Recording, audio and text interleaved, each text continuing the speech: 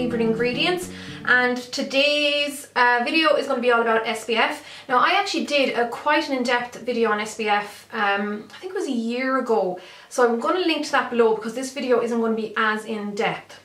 But I'm going to start off with saying that one thing I should have said in last week's video, which was about acids, chemical exfoliants, is that you definitely need to be using an SPF after you use anything like that. So anything that can make you a little bit sensitive after using, so whether you're using exfoliants, chemical or physical, retinols, or any kind of medication that can make your skin sun sensitive, you need to be using an SPF. So that's what I should have mentioned last week, but I'm saying it this week anyhow, so at least you'll get an idea. Again, I have notes to look at, so apologies if I keep looking it down. So first of all, SPF stands for Sun Protection Factor. So these are the lotions and the potions that you put on your face to protect yourself against the damage that the sun can cause, which could be early signs of aging, wrinkling, sagging of the skin and all that, sun damage, so you have your age spots and your sunburn, and of course the more serious cancer, so you have your carcinoma and your melanoma, and not fun by any means. And the problem with Ireland is that skin cancer is the highest type of cancer in Ireland because we're so fair naturally. We still have very, very heavy Celtic genes, obviously. We don't protect ourselves as much as we should. So a lot of people call SPF sunblock. So sunblock is actually physical sunscreen. So it's broken into two parts. There's physical and chemical. So physical sunscreen again is broken into two different elements. There's zinc oxide and then there's titanium dioxide.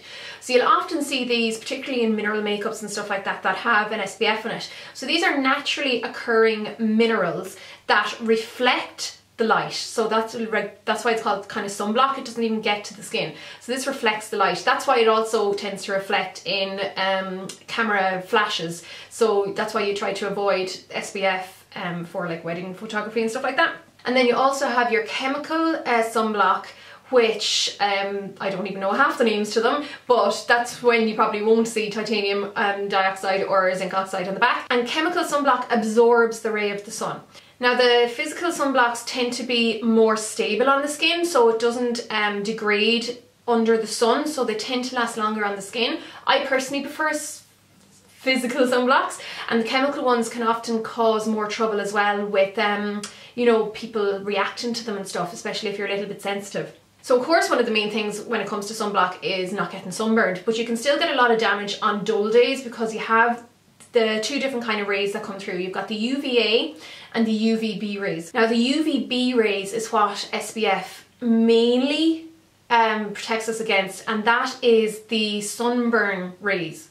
So UVB, think of burn B, and then the UVA rays are the ones that cause the cancer, and these aren't actually within the SPF. SPF only really pertains to the UVB, so that's why you need to look for broad spectrum sun protection, because that's what involves the UVA as well as the UVB. But if you're looking at like your SPF 30s and your SPF 50s, that's to do with sunburn more so than the cancer, so do be aware of that. A lot of sunscreens out there still don't always include UVA, so you have to make sure you're looking for the ones that do say broad spectrum if you want to make sure you're totally covered. And one thing that I cannot say enough about sunblock, particularly when you're actually out in a sunny day, or particularly if you're like sunbathing or anything like that, you need to apply enough of it and regularly, because a lot of times what people do is they'll put the sunblock on in the morning and that they think that's them done for the day, which it's not. You need to put it on, you need to give yourself 20 minutes before you go out into the sun so that it actually like activates on the skin, and then you need to reapply very, very frequently. So usually it'll say within like an hour or 2 hours. If you're swimming or sweating a lot, you need to do it more often. I remember one time the girls in work were laughing at me when I said how much sunblock I went through, but like in all fairness, the joke is on you if you're not doing that, because you're the one who's going to be getting damage. I don't care if I'm going through like 4 bottles of sunblock or sun protection or sunscreen, whatever you want to call it, because at least I'm not getting the damage. And there is a bit of a misconception with sunscreen that if you already have a tan that you don't need to use it, or you barely need to use any. And also with dark skin people, a lot of people say, oh, they don't have to worry about it because they don't burn. That may be true, but it doesn't mean that they're immune to cancer, and the cancer causing, the cancer that is caused by the sun. There's actually a type of cancer that is much more common in black skin or dark skin, or, you know, African skin, whatever you want to call it. I'm not going to worry about being politically correct here, you know what I mean. That doesn't necessarily happen as commonly in very, very fair skin. So everyone needs to protect themselves, particularly against the UVA rays. Now, obviously, if you have a type 1 skin, which means that you always burn and you never tan, this is when you need to be using your factor 50. I mean, it goes without saying, you need to protect the heck out of yourself, reapply as often as possible, and reapply plenty. If you have a type 2 or type 3 skin, you still need to be using quite a high SPF, like, you know, around the 30 mark. So when you go down to the 4, 5s and 6s, your type 6 is your dark skinned people. So we're talking about like people of colour, we're talking about people from Africa, people from any other country where your skin is naturally very, very dark. Like I said, they are much less likely to burn, or they will almost never burn, but they can still get cancer. So it's really, really important to still protect, and particularly with the broad spectrum SPFs that I was talking about earlier on. And I know some people get confused about the SPF. So we've heard before that SPF 15 basically means if you're out in the sun and you would get burned within 10 minutes without sunblock, well, basically an SPF 15 means that you could technically go 15 times that length, so 150 minutes without getting burned. But this isn't true, because I could still get burned within 20 minutes with an SPF. It all depends on your skin type, like what I was talking about earlier on, and I don't mean like dry or oily or whatever, I mean like the skin type 1, skin type 2, whether you burn easily or not. But basically the easiest way to think about it is SPF 15 blocks 93% of UVB rays.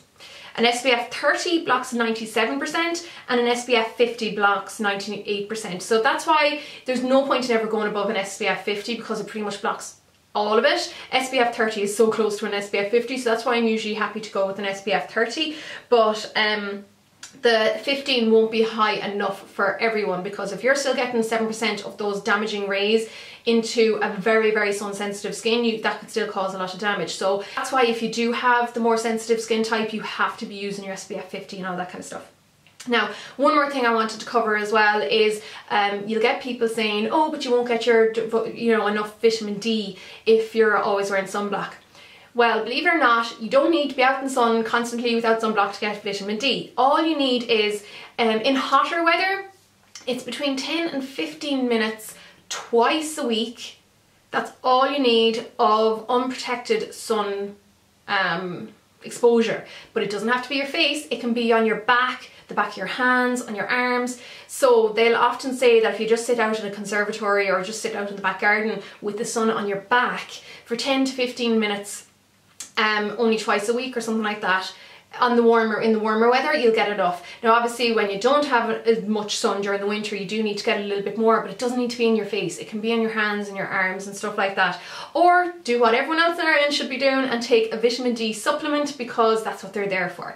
And yeah, that's all I really want to say about that. Like I said, if you're interested in the sunblocks that I actually use, I'll just link to that video that I did last year below, because there's way more information in that. But I think the main thing to take away from it is, if you are as pasty pale white as I am, wear your sunblock if you don't want to get your wrinkles and your sun damage and cancer and all that kind of stuff. If you go a little bit higher, you still need to be using your sunblock, but obviously you need to worry more about cancer rather than burning when you are a darker skin tone. I know I said I would do retinol this week, but I wanted to do the SPF because I forgot to mention it last week, and I will do the retinol next week. So I hope this is helpful, guys. Thanks so much for watching. Slán.